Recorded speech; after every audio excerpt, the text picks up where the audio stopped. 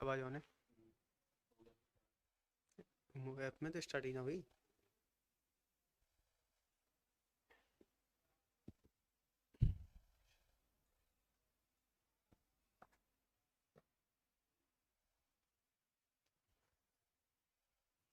Hello दोस्तों, मैं विपिन आपका स्वागत करता हूं एक बार फिर आर्मी पेपर हैकर पर। आ जाइए सभी लोग, आज हम देखेंगे जीके जीएस के क्वेश्चन। जीके जीएस के 30 क्वेश्चन है। 30 क्वेश्चनों को हम देखेंगे। ठीक है, आ जाइए आप लोग। पहला क्वेश्चन देखिए और इसका उत्तर देना है आपको। आ जाइए, आपकी क्लास स्टार्ट हो चुकी है। ठीक है, देखो पहला क्वेश्चन कौन सा है। कलिंग का युद्ध कब हुआ था।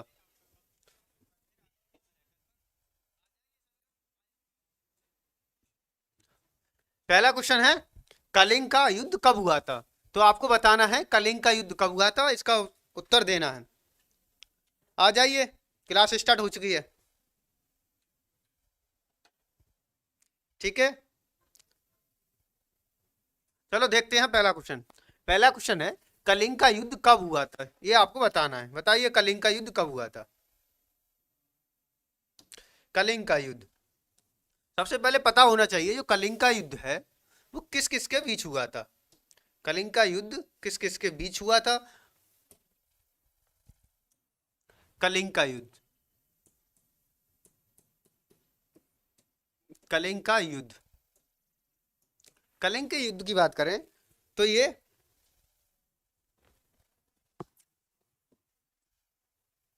कलिंग का युद्ध हुआ था अशोक,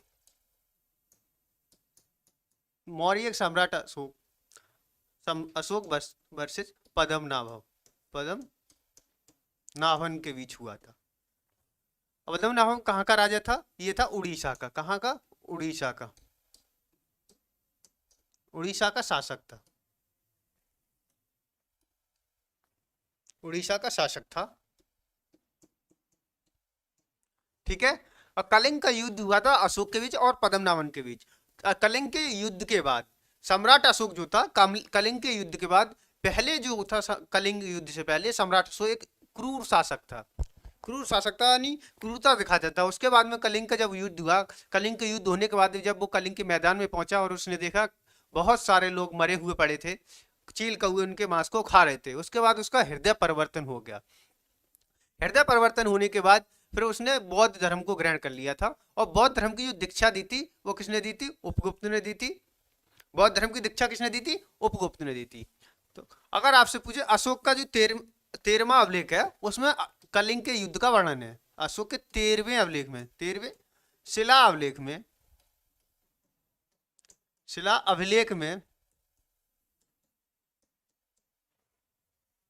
कलिंग के युद्ध का वर्णन है।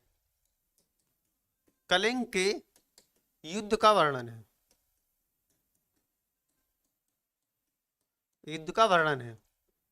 बात करें ये कब हुआ था, तो ये हुआ था 261 ईसा पूर्व में। 261 ईसा पूर्व हुआ था। अगर बात करें अशोक के, अशोक की बुद्ध धर्म की दीक्षा किसने दी, बौद्ध धर्म की दीक्षा, बौद्ध धर्म की दीक्षा किसने दी अशोक को, तो वो दी थी उपगुप्त ने।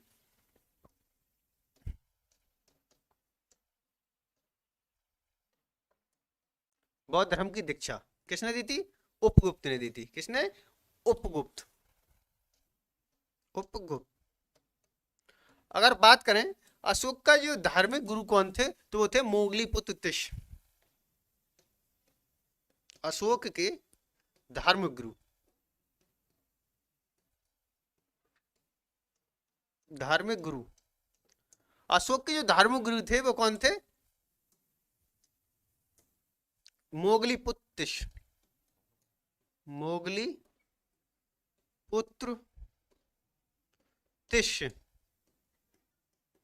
जिन्होंने तृतीय बौद्ध संगति की क्या की थी, अध्यक्षता की थी। ठीक है,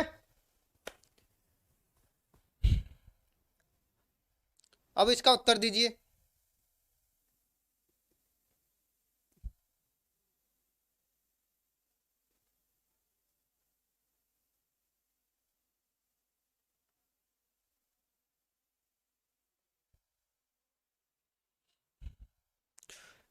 इसका उत्तर क्या होगा, ये उत्तर आपको बताना है।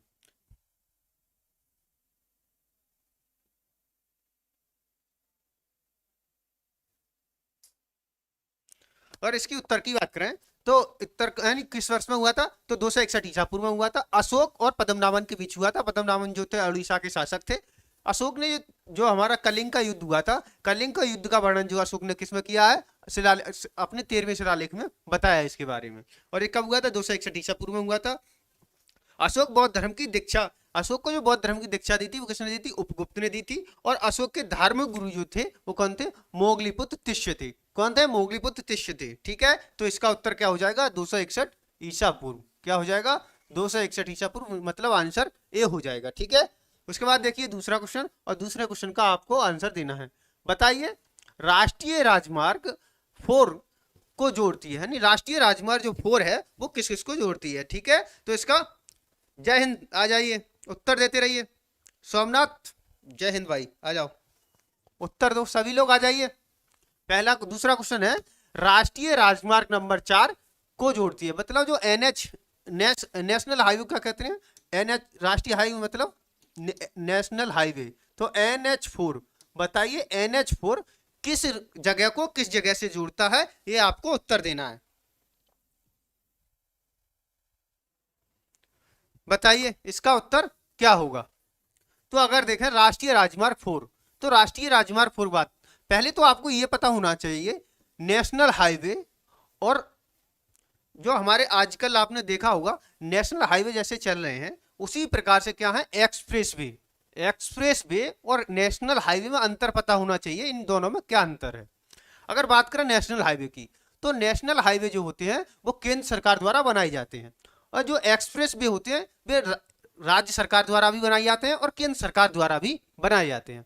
अगर बात करें एक्सप्रेस वे की, तो एक्सप्रेस वे पर तो आप केवल एक पर्टिकुलर जगह से ही चढ़ सकते हैं एक्सप्रेस हाईवे पर, यानी 50 किलोमीटर के बाद उस पर चढ़ने की व्यवस्था होती है एक्सप्रेस हाईवे पर।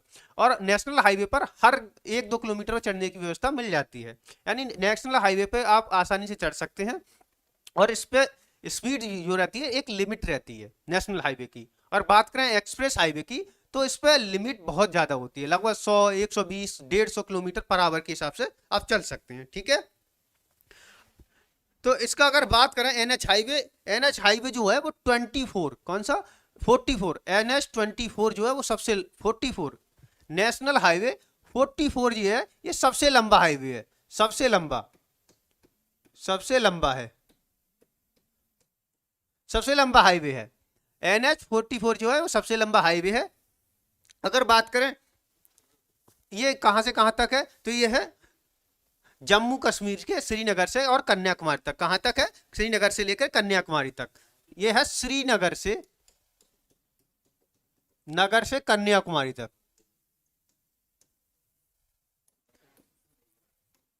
कन्याकुमारी तक, कन्याकुमारी कहाँ है, तमिलनाडु का अंतिम छोर है, और श्रीनगर कहाँ है, जम्मू कश्मीर में है। यानी श्रीनगर से कन्याकुमारी तक कौन सा है, हमारा NH44 है। ये भारत का सबसे लंबा हाईवे है। कौन सा, सबसे लंबा नेशनल हाईवे कौन सा है, यही है। और इसकी बात करें लंबाई की, तो इसकी जो लंबाई है 4112 किलोमीटर। कितनी, 4112 किलोमीटर लंबा है ये। कहाँ से, श्रीनगर से कन्याकुमारी तक। ठीक है, उत्तर दीजिए सोमनाथ, इसका आंसर जो होगा 44 होगा। इस जो सबसे लंबा जो नेशनल हाईवे है वो कौन सा, NH44 है, और ये कहां से कहां था, श्रीनगर से कन्याकुमारी के बीच है। अब बताइए,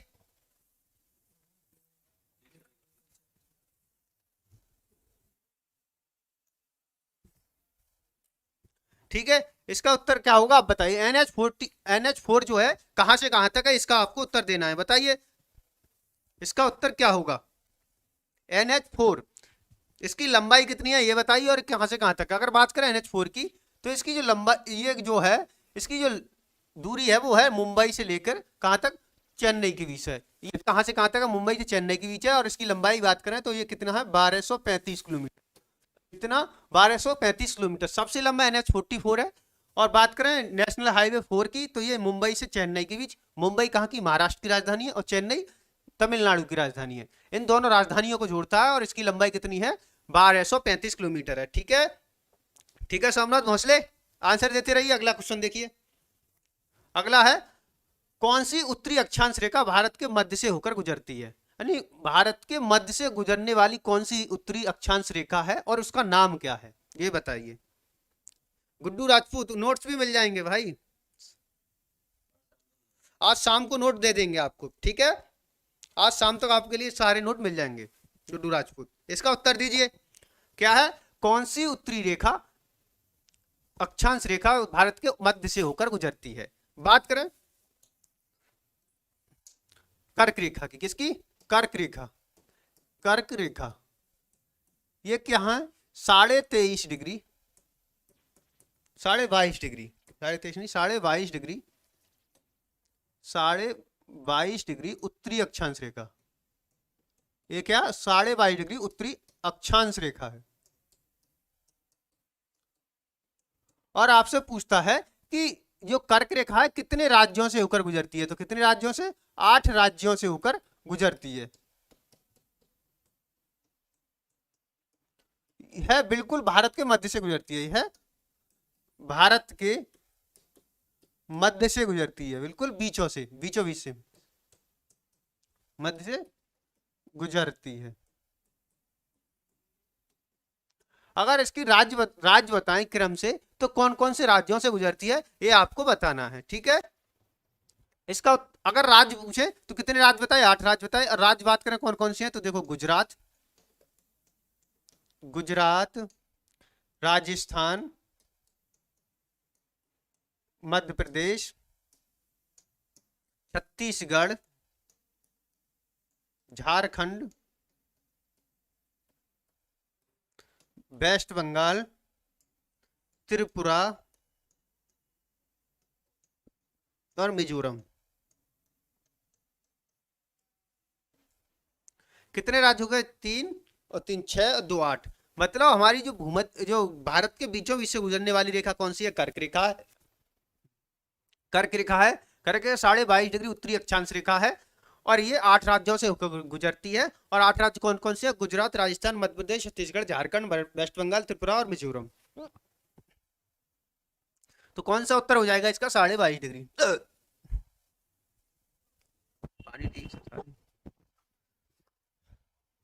तो इसका आंसर क्या हो जाएगा? 22.5 डिग्री हो जाएगा। क्या हो जाएगा? 22.5 डिग्री उत्तर हो जाएगा तीसरे का, ठीक है।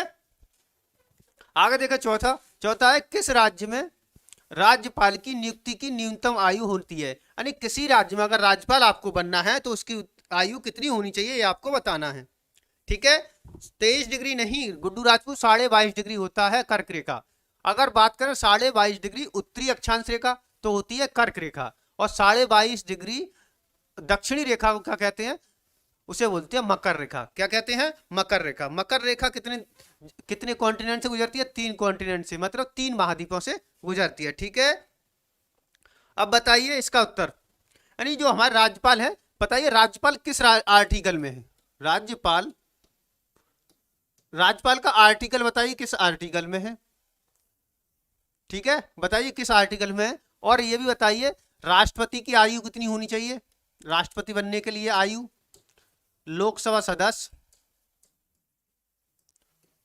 राज्यसभा सदस्य और विधानसभा सदस्य और विधान परिषद सदस्य।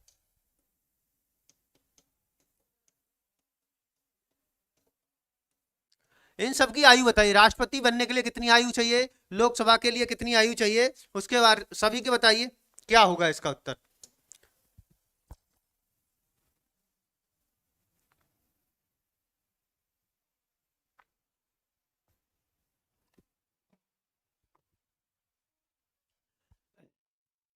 अगर बात करें राष्ट्रपति की, तो राष्ट्रपति बनने के लिए कितनी होनी चाहिए? 35 वर्ष की आयु, ठीक है। लोकसभा के लिए 25 वर्ष और राज्यसभा के लिए 30 वर्ष। राज्यसभा के लिए कितनी होनी चाहिए? 30 वर्ष। ऐसे ही विधानसभा के लिए 25 वर्ष और विधान परिषद के लिए 30 वर्ष, ठीक है। अब बताइए राज्यपाल किस आर्टिकल के अंदर आता है? तो राज्यपाल की बात करें तो राज्यपाल आता है आर्टिकल 153 के अंदर, आर्टिकल 153 के अंदर आता है। आर्टिकल 153 कहता है कि प्रत्येक राज्य के लिए एक राज्यपाल होगा, ठीक है। ठीक है गुड्डू राजपूत, उत्तर देते रहिए सभी लोग। तो इसका आंसर क्या हो जाएगा? कितनी वर्ष होनी चाहिए? 35 वर्ष। 35 वर्ष होना चाहिए। और राज्यपाल, राज्यपाल जो होता है राज्य विधानमंडल का क्या होता है, अध्यक्ष होता है। किसका, राज विधानमंडल का राज्यपाल अध्यक्ष होता है। ठीक है, आगे देखें अगला, चंद्रमा पर कदम रखने वाले प्रथम व्यक्ति बताइए कौन थे। यानी चंद्रमा पर पहला व्यक्ति कौन था जिसने चंद्रमा पर पहला पैर कदम रखा था। ठीक है, बताइए। बात करें चंद्रमा की, उत्तर दीजिए इसका। तो चंद्रमा पर जो व्यक्ति पहुंचा था वो किसके द्वारा पहुंचा था, अपोलो अपोलो 11 के द्वारा। अपोलो 11 क्या था, ये चंद्रमा का एक मिशन था, चंद्रमा पर मिशन। ये मिशन किसका था, ये था अमेरिका की नासा का, अमेरिका की अमेरिका की स्पेस एजेंसी कौन सी थी, नासा का था, नेशनल एडमिनिस्ट्रेटिव स्पेस। अब बात करें नासा यानी अपोलो 11 के द्वारा चंद्रमा पर मिशन भेजा गया था। और जो मिशन किसका था, अमेरिका की नासा का था। ठीक है, और बताइए जो प्रथम व्यक्ति थे वो कौन थे, तो वो थे नील आर्मस्ट्रांग। कौन थे, नील आर्मस्ट्रांग। आपसे पूछेगा इसमें जो पहला जो मिशन था अपोलो 11 के तहत चंद्रमा पर दो लोग उतरे थे। पहले कौन थे, नील आर्मस्ट्रांग थे, और दूसरे कौन थे, बज़ एल्ड्रिन थे। पहले नील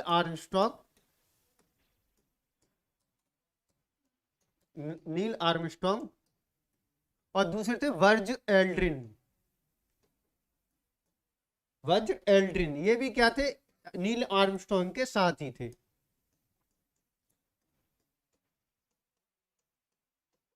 बज़ एल्ड्रिन। ठीक है, दो व्यक्ति थे जो अपोलो 11 के तहत गए थे। तो कौन से थे, पहले थे नील आर्मस्ट्रांग, दूसरे थे बज़ एल्ड्रिन। तो आंसर क्या हो जाएगा इसका, बज़ एल्ड्रिन हो जाएगा। अगर आपसे पूछे कि स्पेस में पहुंचने वाले पहले व्यक्ति कौन थे, यानी सबसे पहले जो स्पेस में कौन पहुंचे थे, तो यूरिन गागरिन कौन थे, स्पेस में सबसे पहले पहुंचने वाले, अंतरिक्ष में जाने वाले पहले व्यक्ति, अंतरिक्ष में जाने वाले पहले व्यक्ति, जाने वाले पहले व्यक्ति, अंतरिक्ष में जाने वाले पहले व्यक्ति कौन थे, तो वे कौन थे, यूरिन गागरिन थे। ठीक है, और यूरिन गागरिन कहाँ के थे, ये रसिया के थे, रूस के, रूस या रसिया इंग्लिश में कहते हैं। और रूस की जो स्पेस एजेंसी है उसका क्या नाम है, रोसकॉस्मोस। क्या है, रोसकॉस्मोस। रसिया की एजेंसी का क्या नाम है, रोसकॉस्मोस है। इंडिया की का क्या नाम है, बताइए इंडिया की स्पेस एजेंसी का क्या नाम है, उत्तर दीजिए इसका। बताइए इंडिया की स्पेस एजेंसी का क्या नाम है। अगला क्वेश्चन है, भारत का सबसे लंबा नेशनल मार्ग कौन सा है, ये आपको बताना है। बताइए भारत का नेशनल मार्ग कौन सा है, ये आपको बताना है। इसमें देखो NH7 की बात करें तो NH7 जो है पंजाब से उत्तराखंड को जोड़ता है। पंजाब से किसे जोड़ता है, उत्तराखंड को जोड़ता है। अगर इसकी लंबाई की बात करें तो ये कुल कितना लंबा है, 845 किलोमीटर लंबा है। कितना, 845 किलोमीटर। अगर बात करें सबसे लंबा हाईवे, तो जो हमारा सबसे लंबा हाईवे कौन सा है, NH44 है। ये NH44 कहां से कहां तक है, ये है कन्याकुमारी, श्रीनगर से कन्याकुमारी तक। श्रीनगर श्रीनगर कहाँ, ये जम्मू कश्मीर में है। और श्रीनगर से कहां तक है, कन्याकुमारी तक। कन्याकुमारी का मेन लैंड यानी भारत की जो मेन भूमि है उसका अंतिम बिंदु है ये कन्याकुमारी तक। कन्याकुमारी कहाँ, ये तमिलनाडु राज्य में है। और इसकी बात करें तो ये कितना लंबा है, ये है 4112 किलोमीटर लंबा। कितना है, 4112 किलोमीटर लंबा है ये। तो इसका आंसर क्या आ जाएगा, NH44 हो जाएगा। ठीक है, लवमेश कुमार टाइम से आया कीजिए क्लास लेने। आगे देखते हैं अगला 7वां क्वेश्चन। 7वें को उत्तर देना है, भारत के रक्षा संगठन का सर्वोच्च कमांडर कौन होता है। बताइए भारत की जो रक्षा करने वाली कितनी सेनाएं, 3 सेनाएं हैं। तो बताइए तीनों सेनाओं का कमांडर कौन होता है, उसका नाम बताइए। भारत की तीनों सेनाओं का सर्वोच्च कमांडर कौन होता है, यह बताना है आपको। बताइए बताइए कौन होता है। और आपको यह भी बताना है कि थल सेना अध्यक्ष कौन है। वायुसेना अध्यक्ष कौन है? वायुसेना अध्यक्ष और नौसेना अध्यक्ष।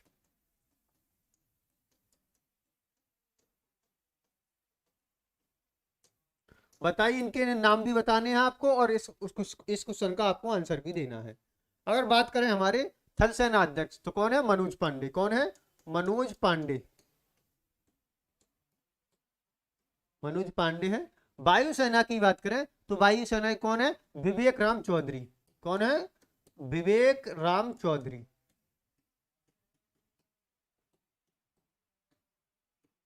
विवेक राम चौधरी क्या है? वायुसेना के अध्यक्ष हैं। और नौसेना की बात करें तो कौन है? आर हरि कुमार। आर हरि कुमार। ठीक है। अगर नौसेना के अध्यक्ष को क्या कहते हैं तो कहते हैं एडमिरल। क्या कहते हैं? एडमिरल। वायुसेना के अध्यक्ष को क्या कहते हैं? Air chief marshal. क्या कहते हैं? Air chief marshal. ठीक है। अब बताइए इसमें उत्तर क्या होगा? भारत के रक्षा संगठन का सर्वोच्च कमांडर कौन होता है?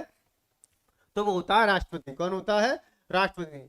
राष्ट्रपति तीनों सेनाओं का सर्वोच्च कमांडर होता है। रक्षा संगठन मतलब रक्षा संगठन ही तो है ये, थल सेना, वायुसेना और नौसेना। और तीनों का अध्यक्ष कौन होता है? सर्वोच्च कमांडर कहते हैं राष्ट्रपति को। किसे कहते हैं? राष्ट्रपति को। ठीक है। तो आंसर क्या हो जाए? राष्ट्रपति। और राष्ट्रपति किस आर्टिकल में आता है? तो ये आता है आर्टिकल 52 में। किसमें? 52 में। राष्ट्रपति जो है आर्टिकल 52 से लेकर 62 तक है। आर्टिकल 52 से लेकर 62 तक क्या है? हमारा राष्ट्रपति के बारे में बताया गया है। ठीक है। ठीक है। अब आगे देखते हैं अगला क्वेश्चन। अगले क्वेश्चन का उत्तर दीजिए। बताइए अंतरराष्ट्रीय आईएमएफ का मुख्यालय कहाँ है? ये बताओ। आईएमएफ का मुख्यालय कहाँ है? मतलब अंतरराष्ट्रीय मुद्रा कोष, international monetary fund. International monetary fund का अध्यक्ष कौन है? मुख्यालय कहाँ है? ये बताइए। और इसके कितने देश सदस्य हैं? ये भी बताइए। बात करें इसकी आईएमएफ की। आईएमएफ। आईएमएफ का फुल नाम क्या है? अंतरराष्ट्रीय मुद्रा कोष। इंग्लिश में बोलते हैं इसे इंटरनेशनल मॉनेटरी फंड। ठीक है।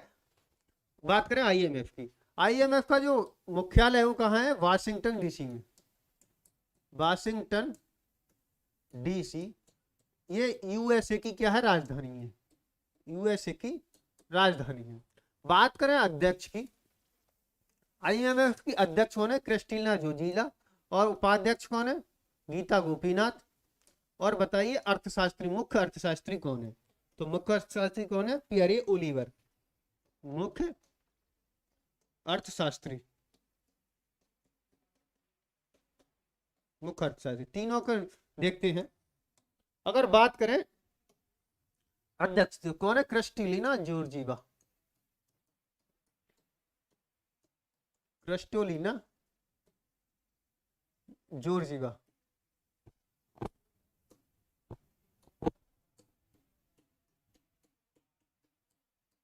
क्रिस्टिना जॉर्जिवा क्या है? इसकी अध्यक्ष है। उपाध्यक्ष कौन है? भारत की गीता गोपीनाथ। गीता गोपीनाथ। अब बात करें मुख्य अर्थशास्त्री तो कौन है? Pierre Oliver. कौन है? Pierre Oliver. और गीता गोपीनाथ कहाँ की है? भारत की है ये। पियरे ओलिवर फ्रांस के हैं। और क्रिस्टिना जॉर्जिवा यूएसए की हैं। बात करें, देखो आपसे पूछेगा अंतरराष्ट्रीय मुद्रा कोष का मुख्यालय कहाँ है? वाशिंगटन डीसी, यूएसए में है। अगर बात करें अध्यक्ष की तो कौन है? क्रिस्टलिना जॉर्जिवा है। और उपाध्यक्ष कौन है? गीता गोपीनाथ, ये भारत की है। मुख्य अर्थशास्त्री पियरे ओलिवर कहाँ के हैं? फ्रांस के हैं। ठीक है। तो जो हमारी गीता गोपीनाथ है भारत की, ये उपाध्यक्ष का पद 2022 में ही इसका सृजन हुआ है। यानी पहले आईएमएफ में उपाध्यक्ष का पद नहीं होता था, बाद में 2022 में उपाध्यक्ष का पद बनाया। तो जो गीता गोपीनाथ थी पहले क्या थी? मुख्य अर्थशास्त्री थी। और मुख्य अर्थशास्त्री के बाद में इन्हें क्या बना दिया? उपाध्यक्ष बना दिया। और जो नए मुख्य अर्थशास्त्री जुड़े थे कौन थे? पियरे ओलिवर थे। तो इसका आंसर क्या हो जाएगा? Washington DC. ये कहाँ की? यूएसए की राजधानी है। कहाँ की? यूएसए की राजधानी। यूएसए की राजधानी मतलब अमेरिका की राजधानी। ठीक है। यूएसए का मतलब होता है संयुक्त राज्य अमेरिका। ठीक है। ठीक है रितेश कुमार, इसका न्यूयॉर्क नहीं होगा। न्यूयॉर्क नहीं होगा, न्यूयॉर्क में मुख्यालय किसका है, तो वह संयुक्त राष्ट्र का, किसका, यूएन यानी संयुक्त राष्ट्र का। ठीक है गौरव चौहान,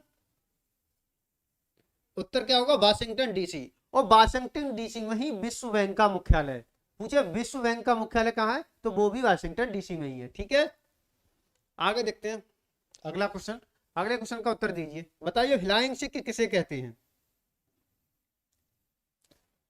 बताइए फ्लाइंग सिख के नाम से किसे जाना जाता है, मिल्खा सिंह, जगवीर सिंह, पीटी उषा या हिमा दास को। बताइए इसका उत्तर क्या होगा।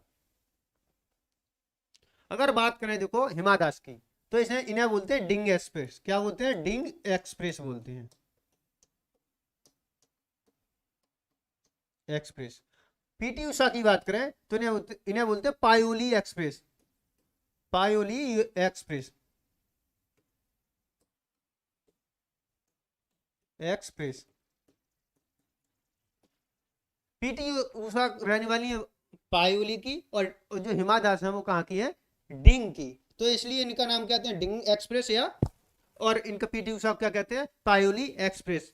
और पायोली एक्सप्रेस का नाम किसका है, पीटी उषा का। और इन्हें पायोली एक्सप्रेस के अलावा एक नाम और इन्हें कहते हैं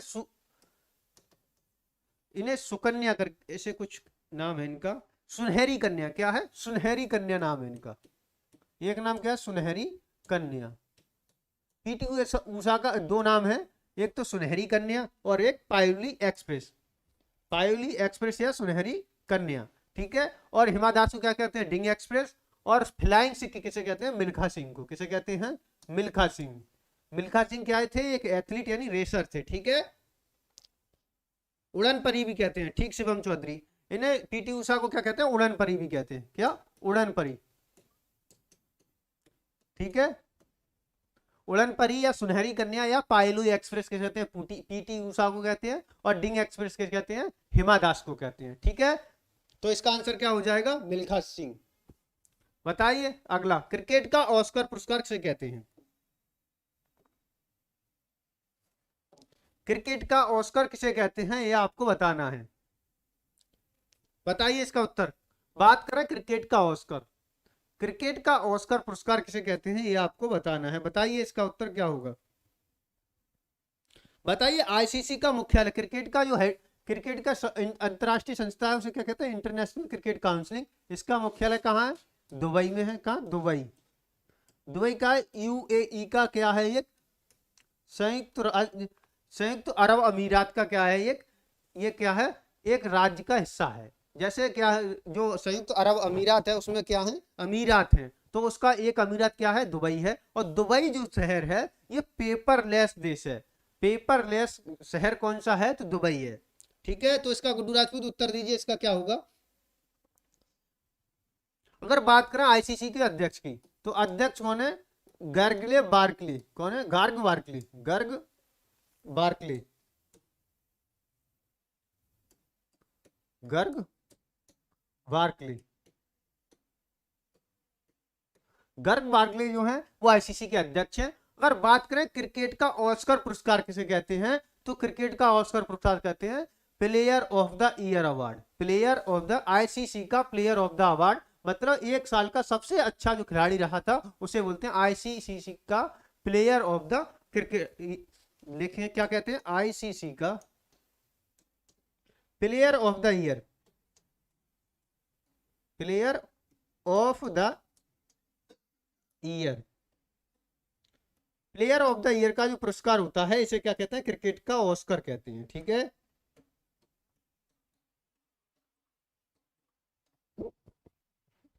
इसका ऑप्शन में अगर ये अच्छा होता कि प्लेयर ऑफ द, आईसीसी का प्लेयर ऑफ द ईयर होता है, यानी जो एक साल का सर्वोच्च खिलाड़ी जिसने अच्छा प्रदर्शन किया होता है उसे दिया जाता है आईसीसी का प्लेयर ऑफ द ईयर। और प्लेयर ऑफ द ईयर को क्या कहते हैं, क्रिकेट का ऑस्कर कहते हैं। क्या कहते हैं, क्रिकेट का ऑस्कर कहते हैं। ठीक है, किस किस का उत्तर सही था। ठीक, शिवम चौधरी, इसका पूरा नाम ही तो है ICC player of the year पुरस्कार। ठीक है, अगर आईसीसी की पूरी की बात करें तो इसका क्या होता है, इंटरनेशनल क्रिकेट काउंसिल। क्या होता है, हिंदी में लिख दे रहा हूं देखो, international cricket council. Cricket council, ठीक है। अंतरराष्ट्रीय क्रिकेट परिषद, हिंदी में क्या कहते हैं, अंतरराष्ट्रीय क्रिकेट परिषद, और इंग्लिश में कहते हैं इंटरनेशनल क्रिकेट काउंसिल, ठीक है।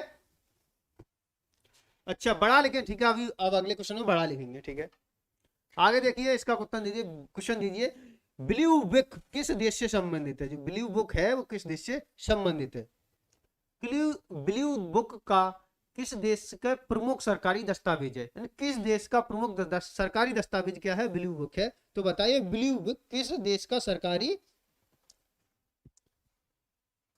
तो चलो ब्लू बुक के साथ बताइए ग्रीन बुक का भी, ग्रीन बुक, क्या ग्रीन बुक का भी बताना है आपको कि ग्रीन बुक किस देश से संबंधित है, सरकारी दस्तावेज है ग्रीन बुक,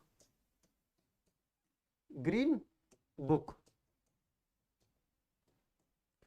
अगर बात करें ब्लू बुक की, तो जो ब्लू बुक है वो सरकार की, यानी ब्रिटेन सरकार का सरकारी दस्तावेज है, जिसमें सरकार की सुरक्षा से रिलेटेड वस्तुएं लिखी हुई होती हैं, उसे क्या कहते हैं, ग्रीन ब्लू बुक। क्या कहते हैं, ब्लू बुक किससे रिलेटेड है, तो ये किससे रिलेटेड है, ब्रिटेन से, किससे, ब्रिटेन से रिलेटेड है। अगर बात करें ग्रीन बुक की, तो जो ग्रीन बुक है वो किससे रिलेटेड है, ईरान और इटली से, किससे, ईरान और इटली से, और इटली से।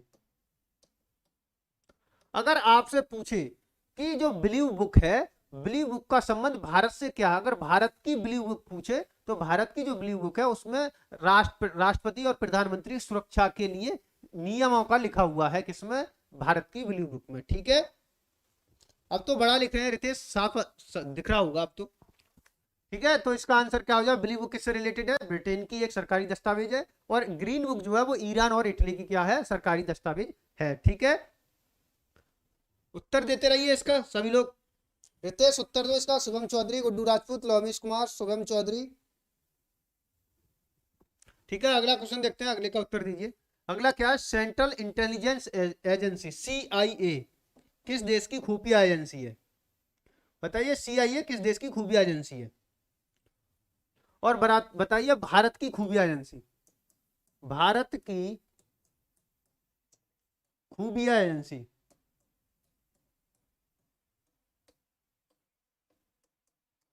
भारत की खुफिया एजेंसी कौन सी है, तो भारत की खुफिया एजेंसी है रॉ, क्या है, रॉ। रॉ का फुल नाम है रिसर्च एनालिसिस विंग, क्या नाम है, रिसर्च एनालिसिस विंग, लिख लीजिए इसे भी,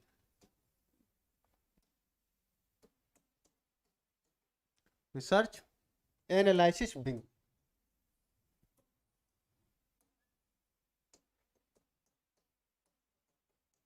रिसर्च एनालिसिस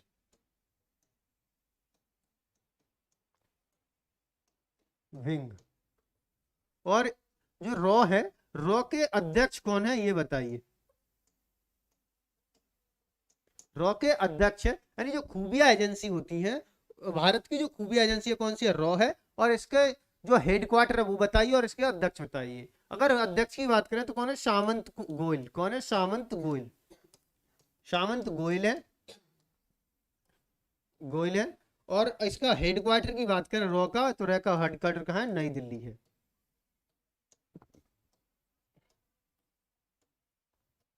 नई दिल्ली है, बताइए।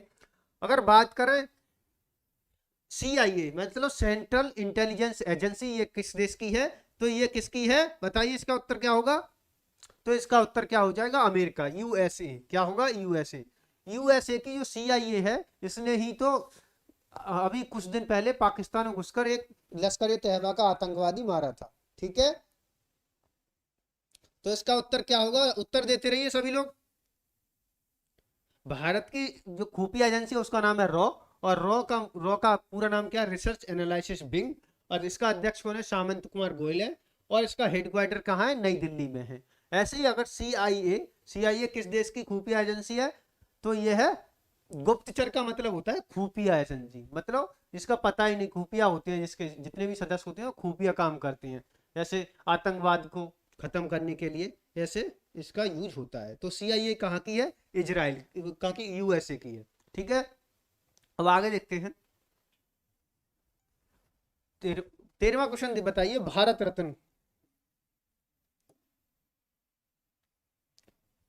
भारत रत्न प्राप्त करने वाले प्रथम व्यक्ति कौन थे? बताइए। जवाहरलाल नेहरू, डॉक्टर सर्वपल्ली राधाकृष्णन, डॉक्टर राजेंद्र प्रसाद या एम विश्वेश्वरैया? कौन थे? इसका उत्तर आपको देना है। बताइए। अगर बात करें हमारा जो भारत रत्न पुरस्कार है, भारत रत्न, भारत रत्न की जो शुरुआत हुई थी तो 1953 ईस्वी में इसे लाया गया था। भारत रत्न को कब लाया गया था? 1953 ईस्वी में लाया गया था। और पहली बार जो भारत रत्न दिए गए थे वो पहली बार 1954 में दिए गए थे। कब दिए गए थे? पहली बार 1954 में दिए गए थे। ठीक है। और 1954 में 3 लोगों को दिए गए थे। कितने लोगों को? 3 लोगों को, 3 लोगों को दिए गए थे। अगर बात करें 3 लोग कौन कौन से थे, तो उसमें से एक थे हमारे पहले उपराष्ट्रपति और पहले गवर्नर जनरल, और कौन थे? एक वैज्ञानिक थे, डॉक्टर चंद्रशेखर आजाद। कौन से? डॉक्टर चंद्रशेखर बैकेंटर रमन, चंद्रशेखर बैकेंटर रमन। ये वही है जिनके नाम से हम साइंस में क्या पढ़ते हैं? रमन इफेक्ट पढ़ते हैं। और इनकी रमन इफेक्ट की खोज इन्होंने की थी 28 फरवरी को। और 28 फरवरी को हम क्या बनाते हैं? राष्ट्रीय विज्ञान दिवस मनाते हैं। ठीक है। अगर बात करें डॉक्टर चंद्रशेखर रमन को दिया गया था, और श्री राजगोपालाचार्य को दिया गया था। राजगोपालाचार्य ये क्या थे? पहले भारतीय गवर्नर जनरल श्री राजगोपालाचार्य को। और पहले उपराष्ट्रपति कौन थे? डॉक्टर सर्वपल्ली राधाकृष्णन, डॉक्टर सर्वपल्ली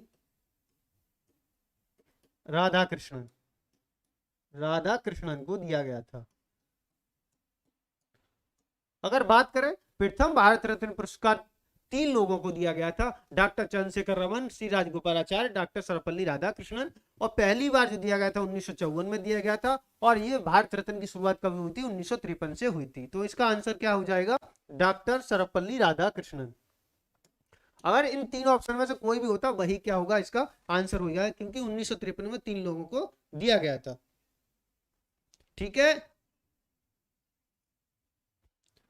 और जो चंद्रशेखर बैकेंटर रमन है, ये क्या है? एक साइंटिस्ट थे फिजिक्स के। इन्होंने रमन इफेक्ट की खोज की थी। जो रमन इफेक्ट की खोज की थी इन्होंने 28 फरवरी को। और 28 फरवरी को ही क्या बनाते हैं हम? विज्ञान दिवस बनाते हैं, राष्ट्रीय विज्ञान दिवस। ठीक है। उसके बाद अगला क्वेश्चन देखिए। अगला क्वेश्चन क्या होगा? ओपेरा हाउस कहाँ स्थित है, ये बताइए। ओपेरा हाउस किस देश में स्थित है, ये बताइए। इसका उत्तर दीजिए आप लोग। गुड्डू राजपूत, इसका उत्तर दो। ओपेरा हाउस किस राज्य में स्थित है? ओपेरा हाउस जो है प्रदर्शन कलाओं का एक बहुस्थलीय क्षेत्र है, बहुस्थलीय केंद्रीय क्षेत्र है। ठीक है। ये क्या है? Opera house.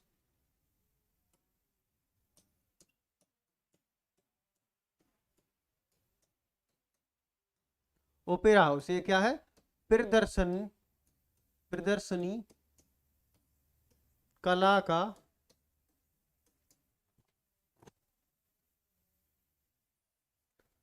बहुउद्देशीय केंद्र, बहुउद्देशीय केंद्र है। ये है सिडनी में। किस जगह है? सिडनी में, सिडनी में। और सिडनी के एक शहर, सिडनी के कहाँ का शहर है? ऑस्ट्रेलिया का, ऑस्ट्रेलिया का। ऑस्ट्रेलिया को क्या कहते हैं? कंगारुओं का देश। क्या कहते हैं? कंगारुओं का देश। कंगारुओं का देश कौन सा है?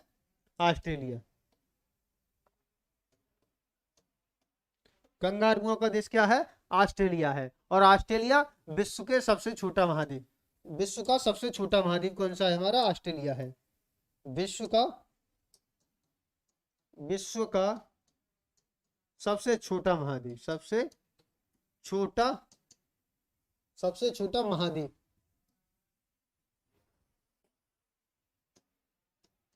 छोटा महाद्वीप, सबसे छोटा महाद्वीप कौन सा है? हमारा ऑस्ट्रेलिया। और जापान की बात करें तो इसे कहते हैं सूर्य उदय का देश, सूर्य उदय का देश। सूर्य उदय का देश क्या कहते हैं? इटली को कहते हैं। वो जापान को कहते हैं। और भारत की बात करें तो विश्व में 7वां स्थान है भारत का। विश्व में क्षेत्रफल की दृष्टि से कौन सा स्थान है? 7वां स्थान है। तो इसका आंसर क्या हो जाएगा हमारा? ऑस्ट्रेलिया। क्या हो जाएगा? ऑस्ट्रेलिया हो जाएगा। ठीक है, इसका आंसर क्या हो जाएगा? ऑस्ट्रेलिया हो जाएगा। उत्तर देते रहिए सभी लोग इसका। प्यासी भूमि का देश, ठीक, क्योंकि यहाँ सब बहुत कई रेगिस्तान हैं बड़े बड़े। ठीक है, अब आगे देखते हैं अगला क्वेश्चन। अगले क्वेश्चन का उत्तर दीजिए। अगला है, निम्नलिखित में होता है दुनिया का पुलिसमैन किसे कहते हैं? दुनिया का पुलिसमैन किसे कहते हैं, ये आपको बताना है। दुनिया का पुलिसमैन। अब बताइए, यूनाइटेड नेशन, यूएन, यूएन का मुख्यालय बताइए, यानी इसका हेडक्वार्टर कहाँ है, और इसके अंग कितने हैं, और इसमें कितने देश इसके सदस्य हैं। अगर बात करें यूएन की, यूएन का जो गठन हुआ था वो हुआ था 24 अक्टूबर 1945 को। कब हुआ था? 24 अक्टूबर 1945 को हुआ था। इसका जो हेडक्वार्टर है वो है न्यूयॉर्क में। कहा? न्यूयॉर्क, यूएसए में। ठीक है, इसके अंग की बात करें तो इसके 5 प्रमुख अंग है, 5 प्रमुख अंग। और देश की बात करें तो इसमें 193 देश है, 193 देश। 193वां जो सदस्य है वो कौन सा है? दक्षिणी सूडान है। कौन सा? दक्षिणी सूडान। अब बताइए, दुनिया का पुलिसमैन कहते हैं किसे? संयुक्त राष्ट्र सुरक्षा परिषद को, अंतरराष्ट्रीय न्यायालय को, या संयुक्त राष्ट्र की महासभा को, या उपरोक्त में से कोई नहीं? ये बताइए इसका उत्तर क्या होगा। अगर बात करें संयुक्त राष्ट्र की सुरक्षा परिषद, किसकी? सुरक्षा परिषद की। सुरक्षा परिषद, इसे इंग्लिश में कहते हैं सिक्योरिटी काउंसिल। क्या कहते हैं? Security council. सुरक्षा परिषद, सुरक्षा परिषद में जो है वीटो पावर। वीटो पावर क्या होती है कि किसी भी देश को, अगर किसी देश के खिलाफ क्या चल रहा है, कोई प्रस्ताव लाया गया यूएन में, अगर उस देश के खिलाफ प्रस्ताव लाया गया यूएन में उसके खिलाफ, तो क्या होगा? जो 5 देश है उनके पास क्या है? वीटो पावर है। अगर उन 5 देशों में से किसी एक देश ने वीटो कर दिया तो वो प्रस्ताव क्या हो जाता है? रद्द हो जाता है। इसलिए उनको क्या कहते हैं हम? P5 देश कहते हैं। तो सुरक्षा परिषद में जो मेन सदस्यों की संख्या है वो 15 है। 15 सदस्य है इसमें, और 15 सदस्यों में 5 क्या है? परमानेंट है, 5 परमानेंट, और 10 क्या है? अस्थाई है, नॉन परमानेंट या अस्थाई। ठीक है, अगर बात करें 5 परमानेंट देश कौन कौन से हैं, इन्हें कहते हैं P5 देशों से। क्या? P5 देश बोलते हैं, और इनके पास क्या है? वीटो पावर है। ये कौन कौन से हैं? देखो, यूएसए है, यूएसए, यूके यानी यूनाइटेड किंगडम, और चीन, रूस, और फ्रांस। ये 5 देश हैं, इनके पास क्या है? वीटो पावर है। 5 देशों के पास वीटो पावर है। अगर किसी देश के खिलाफ कोई भी प्रस्ताव लाया जाता है तो इन 5 देशों में से कोई भी वीटो कर देगा तो वो प्रस्ताव क्या हो जाएगा? रद्द हो जाएगा। ठीक है, अगर बात करें 10 अस्थायी सदस्यों में, 10 अस्थायी सदस्यों में दिसंबर 2022 में, दिसंबर के 2022 में भारत इसी सुरक्षा परिषद का क्या था? अध्यक्ष था। दिसंबर 2022 में भारत क्या था? इस सुरक्षा परिषद का अध्यक्ष था। भारत अध्यक्ष था। भारत जो था इस सुरक्षा परिषद में इन 10 अस्थायी सदस्यों में से एक सदस्य रहा है 21-22 के लिए। 2 साल के लिए चुने जाते हैं अस्थायी सदस्य। उन 2 साल के अस्थायी सदस्यों में भारत चुना गया था 21-22 के लिए। ठीक है, तो इसका आंसर क्या हो जाएगा? यूएन का सुरक्षा परिषद, मतलब संयुक्त राष्ट्र का सुरक्षा परिषद। इसे क्या कहते हैं? दुनिया का पुलिसमैन। यानी कोई भी देश अगर गलत तरीके से किसी देश पर हमला वगैरह करता है तो क्या होता है? ये अपनी तरफ से क्या लगाता है? उस पर सैंक्शन लगा देता है, और अपने सारे देशों को मिलकर उस पर आक्रमण करने की बोल सकता है। ठीक है, ठीक है, इसके बाद देखते हैं अगला। अगला क्वेश्चन बताइए, भारतीय संस्कृति का स्वर्णकाल किस काल को कहते हैं?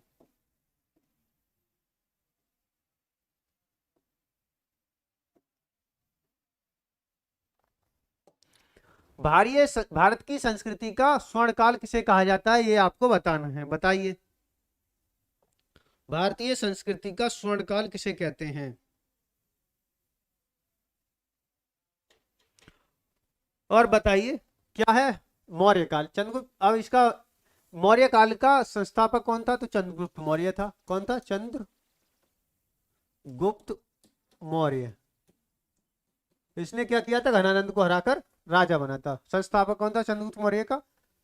मौर्य था। मौर्य वंश के संस्थापक चंद्रगुप्त मौर्य। और बात करें गुप्त वंश की, तो गुप्त वंश का जो संस्थापक था, गुप्त वंश का संस्थापक कौन था? श्रीगुप्त था। कौन था? श्रीगुप्त। अगर पूछे गुप्त वंश का वास्तविक संस्थापक, वास्तविक संस्थापक, तो गुप्त वंश का वास्तविक संस्थापक कौन था? चंद्रगुप्त था। कौन था? चंद्रगुप्त प्रथम। चंद्रगुप्त प्रथम।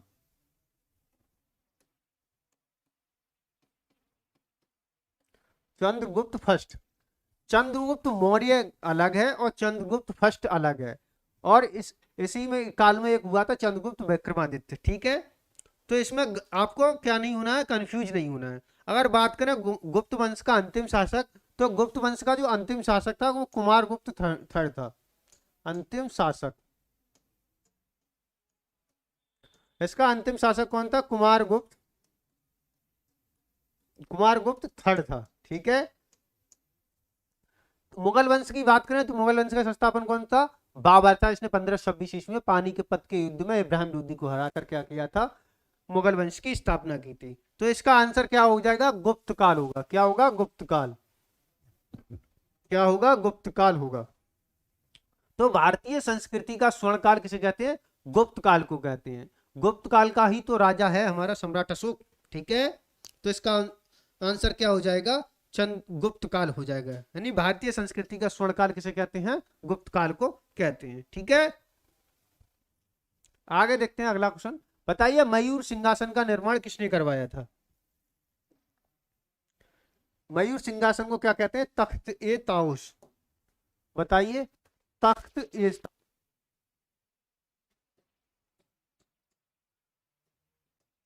ताउस पर बैठने वाला अंतिम राजा कौन सा था? बैठने वाला अंतिम राजा। और बताइए मयूर सिंहासन कहाँ रखा हुआ था? किस महल, किस किला में रखा हुआ था मयूर सिंहासन? किस किले में रखा हुआ था?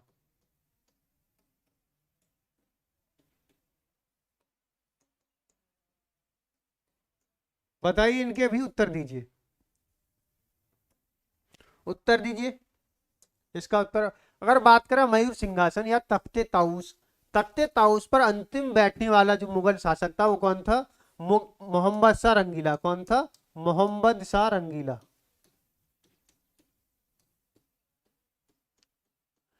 मोहम्मद शाह रंगीला से तख्ते ताउस को लूट करके ले गया था अहमद शाह अब्दाली। ठीक है, अब आगे बात करें मयूर सिंहासन। तो मयूर सिंहासन जो था दिल्ली के लाल किले में रखा हुआ था। किसमें? दिल्ली के लाल किले में था। ये दिल्ली के लाल किले में। अगर बात करें मयूर सिंहासन की, तो मयूर सिंहासन का निर्माण किसने कराया था? शाहजहां ने कराया था। शाहजहां ने, देखो, दिल्ली के लाल किला, दिल्ली का लाल किला,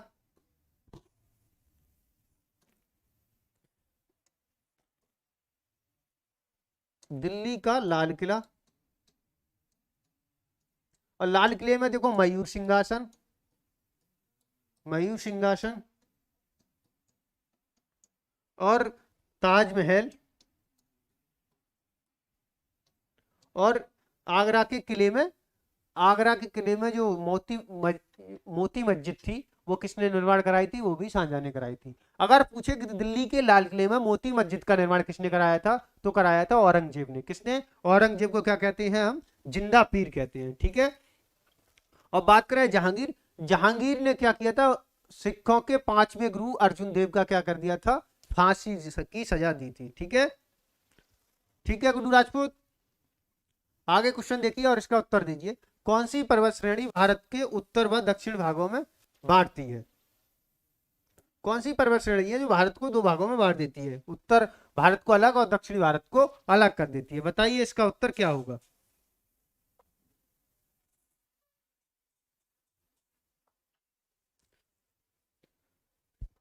और बात करें नीलगिरी, नीलगिरी पहाड़ी क्या है, तमिलनाडु में है ये, और इसका सबसे ऊंची चोटी चोटी कौन सी है, डेडा बेटा, क्या है, डेडा बेटा है, ठीक है।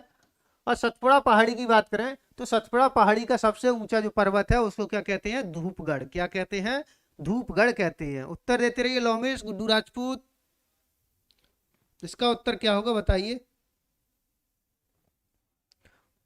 अगर बात करें सतपुड़ा पहाड़ी की तो सतपुड़ा पहाड़ी क्या है, इसका धूपगढ़ है, धूपगढ़ इसकी सबसे ऊंची चोटी है, ठीक है। अगर बात करें अरावली पर्वत की तो अरावली पर्वत जो है सबसे पुरानी पर्वत श्रृंखला है, सबसे पुरानी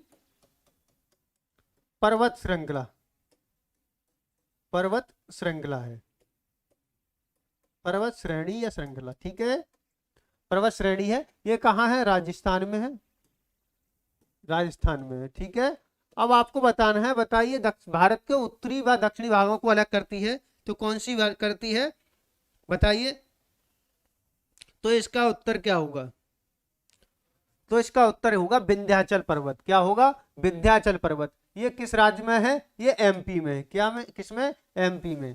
अगर बात करें सतपुड़ा की तो ये सतपुड़ा है एमपी, ये मध्य प्रदेश, छत्तीसगढ़, मध्य प्रदेश छत्तीसगढ़ में फैली हुई है। विंध्याचल बात करें तो ये मध्य प्रदेश में है, ये उत्तर भारत और दक्षिण भारत को क्या करती है, अलग अलग करती है। और अरावली पर्वत श्रेणी कहाँ, राजस्थान में है। और ये क्या है, भारत की, दुनिया की सबसे पुरानी पर्वत श्रेणी है। भारत की सबसे पुरानी पर्वत श्रेणी में किसका नाम गिना जाता है, तो अरावली पर्वत श्रेणी का किया जाता है। अगर अरावली पर्वत श्रेणी की बात करें तो इसका जो सबसे ऊंची चोटी है वो क्या है, गुरु शिखर है, क्या, गुरु शिखर, गुरु शिखर। इस पर्वत चोटियों का नाम जरूर याद रखिए, कभी कभी पूछ लेता है। ऐसे नीलगिरी पहाड़ी का सबसे ऊंची चोटी डेडा बेटा, सतपुड़ा की धूपगढ़, और हमारी अरावली पर्वत श्रेणी की कौन सी है, गुरु शिखर है, ठीक है गुड्डू राजपूत। तो इसका आंसर क्या हो जाएगा, विंध्याचल पर्वत होगा, ठीक है, विंध्याचल, विंध्याचल श्रेणी। तो ये कहाँ है, मध्य प्रदेश में फैली हुई है, ठीक है। तो आंसर आपने सभी ने गलत किया है, तो आंसर क्या होगा इसका, विंध्याचल श्रेणी, ठीक है। अरावली तो गुड्डू राजपूत होगा नहीं, अरावली तो क्या है, अरावली जो बनी हुई है देखो किस प्रकार से बनी हुई है, मैं तुम्हें बता दूं थोड़ा। भारत का नक्शा मुझे सही से बनाना नहीं आता है।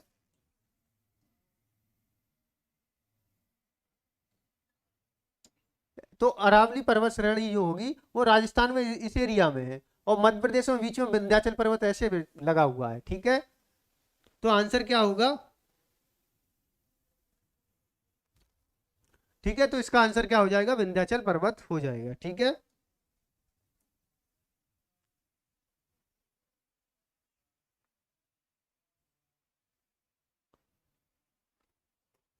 आगे देखते हैं अगला क्वेश्चन, अगले क्वेश्चन का उत्तर दीजिए, क्या है, राष्ट्रपति राज्यपाल की नियुक्ति किसकी सलाह पर करता है, बताइए।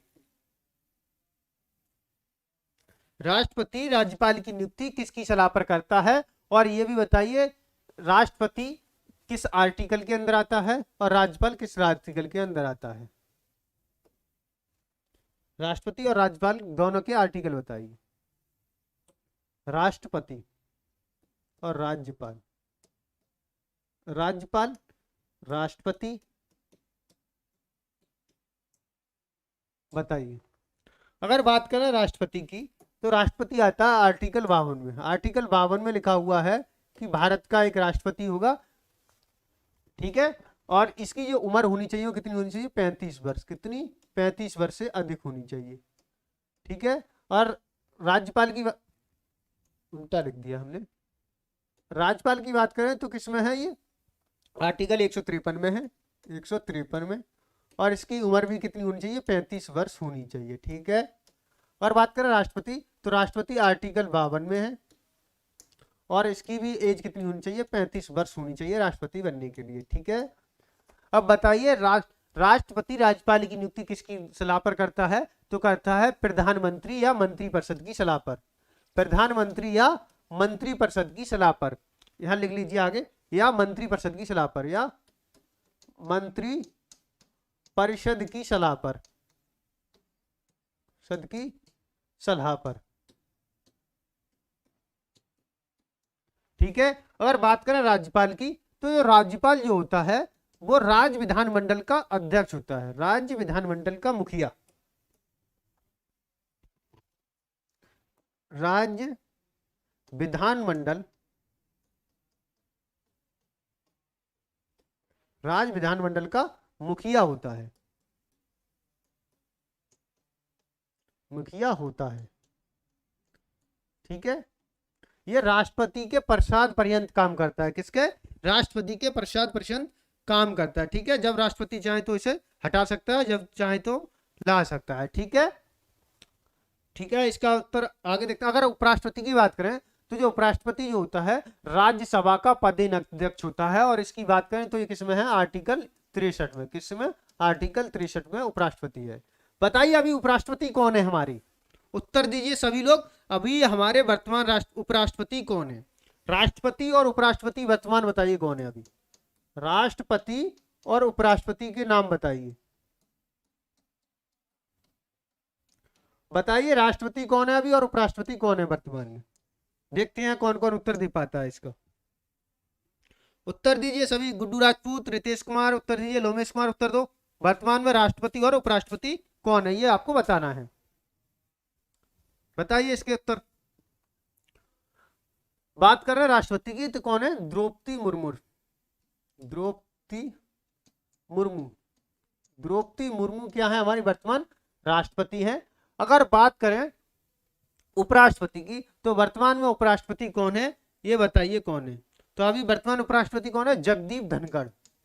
जगदीप धनखड़।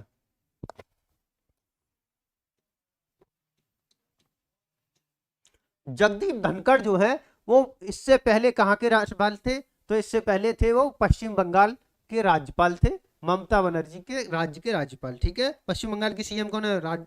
ममता बनर्जी है। और बात करें हमारे राष्ट्रपति द्रौपदी मुर्मू जी की तो ये कहाँ की है? उड़ीसा की रहने वाली है और ये झारखंड की राज्यपाल रह चुकी है। ठीक है, 2015 से 2021 तक राज्यपाल रही है ये झारखंड की। ठीक है, आगे देखते हैं अगला क्वेश्चन। अगले का उत्तर दीजिए। एशियाई खेलों में स्वर्ण पदक जीतने वाली प्रथम भारतीय महिला। एशियाई खेलों में स्वर्ण पदक जीतने वाली पहली भारतीय महिला बताइए कौन होंगी? कमलजीत सिंधु, बुला चौधरी, एमसी मैरी कॉम या मेरी लीला राव। बताइए इसका उत्तर क्या होगा?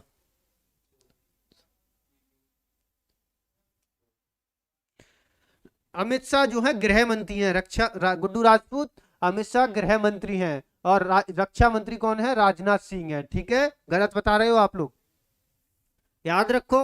रक्षा मंत्री कौन है? राजनाथ सिंह है, और गृह मंत्री कौन है? अमित शाह है। ठीक है गुड्डू राजपूत, अब इसका उत्तर दीजिए।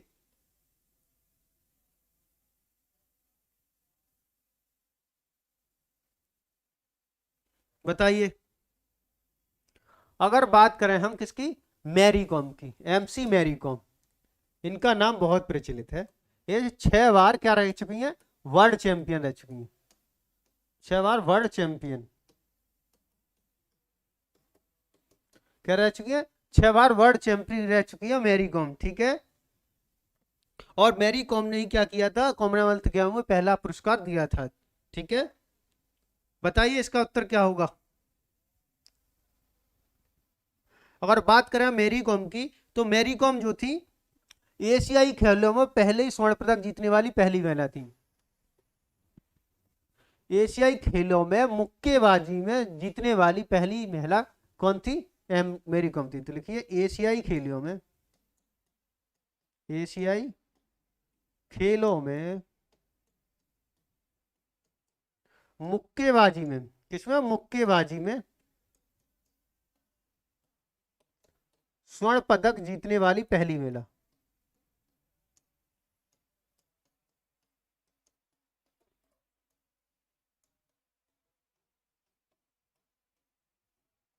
ये क्या थी हमारी? एमसी मैरी कॉम क्या है? मुक्केबाज है। अगर बात करें कमलजीत संधू की, कमलजीत संधू जो है पहली, भारत की पहली महिला एथलीट, भारत की पहली महिला एथलीट, पहली महिला एथलीट,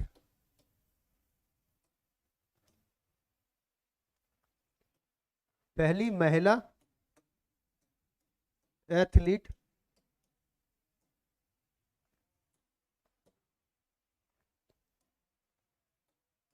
एथलीट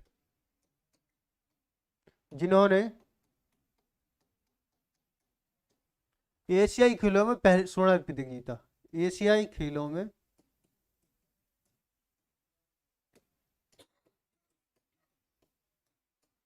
स्वर्ण पदक जीता। कब जीता था इन्होंने? बैंकॉक में जीता था। बैंकॉक। बैंकॉक कहाँ है? थाईलैंड में। बैंकॉक थाईलैंड में। बैंकॉक थाईलैंड में इन्होंने 400 मीटर रेस में, किसमें? 400 मीटर रेस में क्या जीता था इन्होंने? गोल्ड मेडल जीता था। कमलजीत संधू ये एशियाई खेलों में गोल्ड मेडल जीतने वाली पहली भारतीय महिला थी। किसमें जीता था इसने? रेस में जीता था, 400 मीटर रेस में। ठीक है। और कब जीता था ये? 1970 में जीता था। कब? 1970 ईस्वी में। ठीक है। आंसर क्या हो जाएगा इसका? आंसर हो जाएगा कमलजीत। अगर बात करें मैरी कॉम की, मैरी कॉम ने क्या 2012 में बीजिंग ओलंपिक में, किसमें? बीजिंग ओलंपिक में, ओलंपिक में कांस्य पदक जीता था। कांस्य पदक, कांस्य पदक जीतने वाली पहली भारतीय महिला मुक्केबाज बन गई थी। ठीक है। ठीक है, तो आंसर क्या होगा इसका? कमलजीत सिंह संधू। ठीक है। आगे देखते हैं अगला क्वेश्चन। अगले क्वेश्चन का उत्तर दीजिए।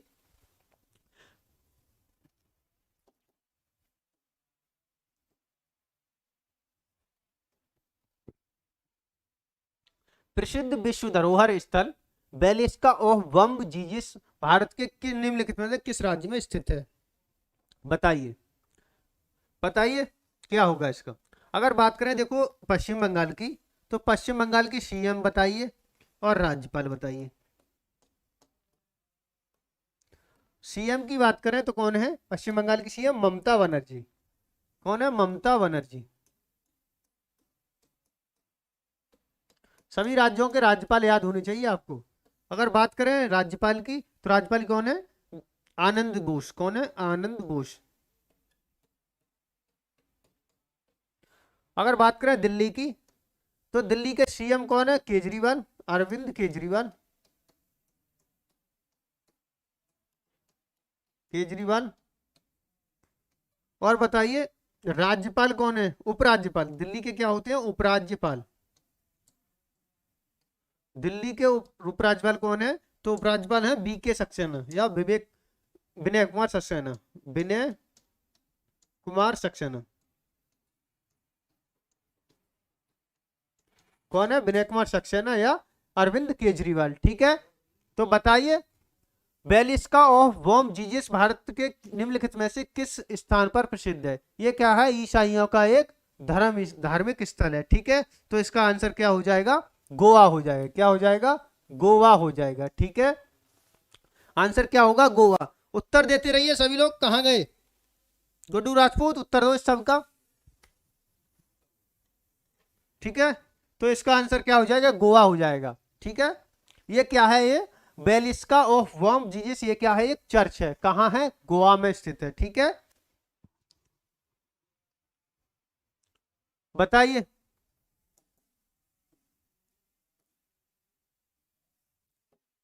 अगला क्वेश्चन बताइए मनुष्य ने पहली बार चंद्रमा पर किस वर्ष कदम रखा था? ये बताइए। बताइए मनुष्य ने पहली बार चंद्रमा पर किस वर्ष कदम रखा था? ये बताइए।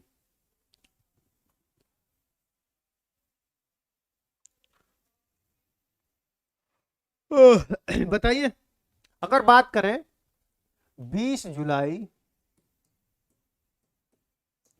1969 ईस्वी को अपोलो 11, कौन सा? अपोलो 11 के द्वारा 3 यात्रियों को वह चंद्रमा पर भेजा गया था। पहले कौन थे? नील आर्मस्ट्रॉन्ग थे। आर्मस्ट्रॉन्ग चंद्रमा पर कदम रखने वाले पहले व्यक्ति। दूसरे कौन थे? वज्र एल्ड्रिन थे। वज्र एल्ड्रिन। ठीक है। और ये कब गए थे चंद्रमा पर? कदम पहली बार कब रखा गया था? 20 जुलाई 1969 को अमेरिका की एजेंसी नासा के द्वारा। किसके द्वारा? नासा के द्वारा। नासा के द्वारा। ये कहाँ की है? अमेरिका की स्पेस एजेंसी। अमेरिका की स्पेस एजेंसी। स्पेस मतलब अंतरिक्ष एजेंसी। अमेरिका की स्पेस एजेंसी कौन सी है? नासा है। और नासा के द्वारा 20 जुलाई 1969 को चंद्रमा पर आदमी को उतार दिया था इसने। और चंद्रमा पर कदम रखने वाले पहले व्यक्ति कौन थे? नील आर्मस्ट्रांग थे। और दूसरे कौन थे? बज्र एल्ड्रिन थे। बताइए भारत के पहले अंतरिक्ष यात्री कौन से थे? बताइए भारत के पहले अंतरिक्ष यात्री कौन थे, उसका उत्तर दीजिए। अगर बात करें भारत के पहले अंतरिक्ष यात्री तो वो कौन थे? राकेश शर्मा थे। कौन थे? राकेश शर्मा, जो रूस की सहायता से अंतरिक्ष में गए थे। बताइए अंकिता रैना किस खेल से संबंधित है? अंकिता रैना किस खेल से संबंधित है? बात करें हॉकी की तो हॉकी में कितने? 11 खिलाड़ी होते हैं। टेनिस में 2 भी हो सकते हैं और 4 भी हो सकते हैं। और बैडमिंटन में भी 2 या 4 होते हैं। और टेबल टेनिस में भी 2 या 4 होते हैं। ठीक है, अब बताइए अंकिता रैना किस खेल से संबंधित है, इसका उत्तर दीजिए। गुड्डू राजपूत, लोमेश कुमार, उत्तर दीजिए इसका। इसका उत्तर क्या होगा? अंकिता रैना किस खेल से संबंधित है? ये किससे संबंधित है बताइए। अगर बात करें अंकिता रैना किससे संबंधित है? टेनिस से संबंधित है। और ये ऑस्ट्रेलिया ओपन क्या होते हैं? आपने ग्रैंड स्लैम सुने? ग्रैंड स्लैम तो ऑस्ट्रेलिया ग्रैंड स्लैम में क्वालिफाई करने वाली पहली महिला कौन सी थी? तो अंकिता रैना। ऑस्ट्रेलिया ओपन में क्वालिफाई करने वाली महिला, क्वालिफाई करने वाली महिला।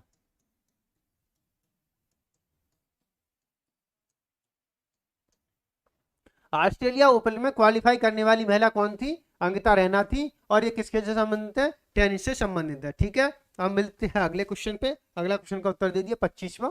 कथकली किस राज्य से संबंधित है? बताइए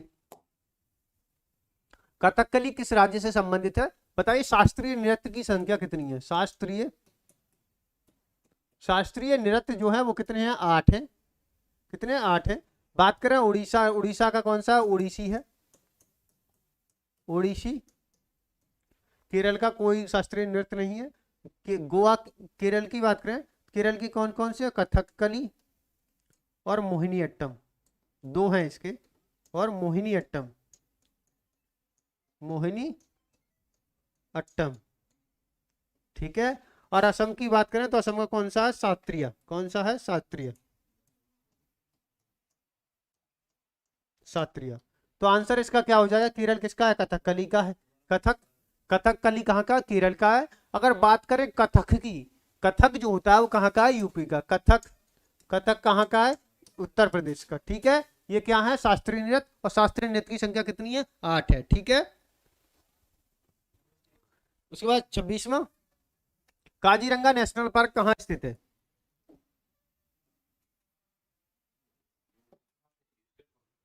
काजीरंगा नेशनल पार्क की बात करें तो ये कहाँ का है? ये एक सींग वाले गैंडाओं के लिए प्रसिद्ध है। एक सींग वाले गैंडा,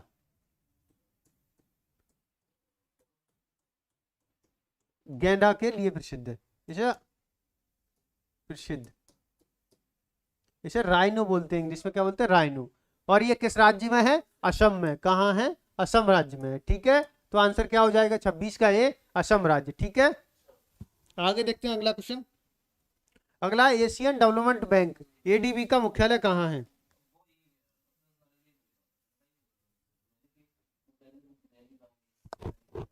अगर बात करें एडीबी की, है ना, बैंक, एडीबी में कुल देश के सदस्य देश कितने हैं? 68 देश सदस्य हैं इसके।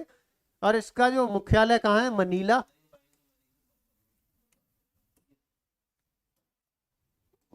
फिलीपींस।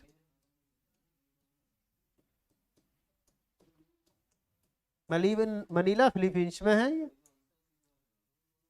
तो एशियाई विकास बैंक का मुख्यालय कहाँ है? मनीला में है। और वाशिंगटन डीसी में क्या है? आईएमएफ का मुख्यालय। आईएमएफ और वर्ल्ड बैंक क्या? विश्व बैंक और आईएमएफ का मुख्यालय कहाँ है? वाशिंगटन डीसी में है। ठीक है, तो आंसर क्या हो जाएगा इसका, मनीला फिलीपींस। ठीक है, आगे देखते हैं अगला क्वेश्चन। अगला क्वेश्चन है एथलीट के खेल परिसर को क्या कहते हैं? एथलीट के खेल परिसर को क्या कहते हैं? एथलीट किस पे, पूल की बात करें तो ये वाटर पोलो का है, किसका, वाटर पोलो का। रेंज की बात करें तो ये किसका, निशानेबाजी का, निशानेबाजी का। और बात करें ट्रैक, ट्रैक किससे संबंधित है, एथलीट से संबंधित है। तो आंसर क्या हो जाएगा इसका, एथलीट हो जाएगा। आंसर क्या हो जाएगा इसका, एथलीट हो जाएगा। ठीक है, आगे देखते हैं 29वां क्वेश्चन। साहित्य अकादमी पुरस्कार की शुरुआत किस वर्ष की गई थी?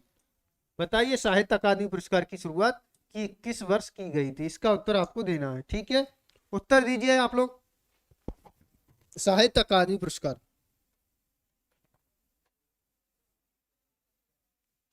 बताइए ये कितनी भाषाओं में दिया जाता है, ये भी बताइए। साहित्य अकादमी पुरस्कार, साहित्य अकादमी पुरस्कार की शुरुआत की गई थी 1955 ईस्वी में। और सबसे प्रथम जो साहित्य पुरस्कार था पहली बार किसे दिया गया था, तो ये माखन लाल चतुर्वेदी, माखन लाल चतुर्वेदी को, माखन लाल चतुर्वेदी को, चतुर्वेदी को दिया गया था। किनकी पुस्तक, हिम तरंगिणी के लिए। किसे, हिम तरंगिणी के लिए, हिम तरंगिणी के लिए इन्होंने कौन सी पुस्तक थी, हिम तरंगिणी। माखनलाल चतुर्वेदी को 1955 में प्रथम साहित्य पुरस्कार दिया गया था। और इसकी शुरुआत भी कब हुई थी, 1955 से ही हुई थी। ठीक है, उसके बाद देखते हैं अगला क्वेश्चन। अगला, निम्नलिखित में है कर्नाटक संगीत का पितामह किसे कहते हैं? बताइए, कर्नाटक संगीत का पिता किसे कहा जाता है? कर्नाटक संगीत के का पिता किसे कहा जाता है? कर्नाटक संगीत का पिता किसे कहा जाता है? तो बात करना कर्नाटक की, तो कर्नाटक का जो संगीत है, संगीत का जो पिता किसे कहा जाता है, तो किसे कहा जाता है, पुरंदास को कहा जाता है। किसे, पुरंदास को कहा जाता है। और बात करें कनकदास, ये कर्नाटक के प्रसिद्ध संत हैं, कर्नाटक के प्रसिद्ध संत, प्रसिद्ध संत हैं। ठीक है, और मलुकदास की बात करें तो ये कबीर के कवि धारा के संत हैं। ठीक है, आगे देखते हैं, लास्ट क्वेश्चन बचा है हमारा। संयुक्त राज्य अमेरिका का राष्ट्रीय खेल क्या है? संयुक्त राज्य अमेरिका का राष्ट्रीय खेल क्या है, ये आपको बताना है। संयुक्त राज्य अमेरिका की बात करें तो इनका खेल कौन सा है, बेसबॉल है। और जो फुटबॉल, बास्केटबॉल। अगर बात करें भारत की, भारत का क्या है, भारत का है हॉकी। बांग्लादेश का है, बांग्लादेश की बात करें तो बांग्लादेश का क्या है, कबड्डी है। नेपाल और श्रीलंका, इन दोनों का एक ही खेल है, उसका नाम है श्रीलंका। इनका है वॉलीबॉल। क्या है, वॉलीबॉल।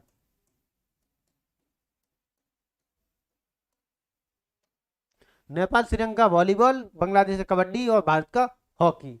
तो आज के हमारे थे 30 क्वेश्चन, तो हमने आज देख लिए हैं। ठीक है, मिलते हैं कल, जब तक के लिए जय हिंद जय भारत। और हाँ सुनिए, अभी 10 मिनट में मैं रीजनिंग की क्लास लेके आऊंगा, आप लोगों को कहीं जाना नहीं है, रीजनिंग की क्लास लेंगे सभी लोग। ठीक है, मिलते हैं थोड़ी देर में, जब तक के लिए जय हिंद जय भारत।